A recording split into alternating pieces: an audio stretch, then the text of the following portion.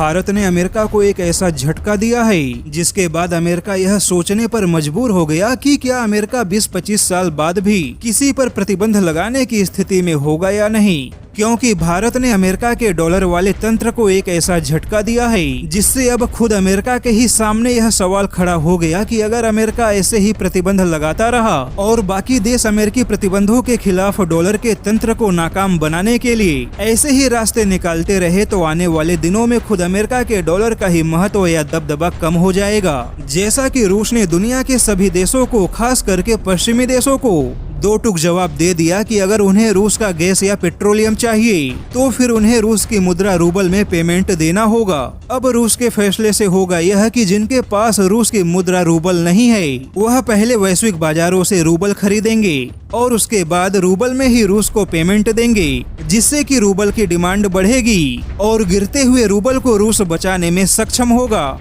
लेकिन भारत ने अमेरिका के डॉलर वाले तंत्र को तोड़ते हुए भारत ने रूस को हथियारों की बिक्री से होने वाली आमदनी को स्थानीय मुद्रा कॉर्पोरेट बॉन्ड में निवेश की अनुमति दे दी है। यानी कि अब रूस के पास बिना डॉलर के भारत में स्थानीय मुद्रा कॉर्पोरेट बॉन्ड में निवेश का विकल्प खुल चुका है। और जैसा कि अमेरिका, यूरोप और जापान जैसे देश रूस का लगभग 350 अरब डॉलर जब्त कर चुके हैं, तो अब ऐसे में रूस इन देशों में अपने बचे हुए डॉलर या रूबल का ना तो निवेश कर सकता है और ना ही जमा कर सकता है। हालांकि जब हालात सामान्य होंगे तब रूस इन सभी देशों से अपना एक एक पैसा वसूल करेगा, लेकिन अभी अपने फंसे हुए पैसे को अमेरिका, यूरोप या जापान से निकाल पाना रूस के लिए संभव नहीं है। किंतु अब हथियारों की बिक्री या गैस की कमाई से रूस की जो आमदनी होगी, अब रूस की वह आमदनी भारत के सिस्टम द्वारा भारत में ही निवेश होगी। और जैसा कि भारत रूस का मित्र है, तो ऐसे में भारत किसी भी हाल में रूस के पैसों को जब्त नहीं करेगा। यानी कि सीधे शब्दों में कहे तो भारत ने अमेरिका के डॉलर को किनारे लगाते हुए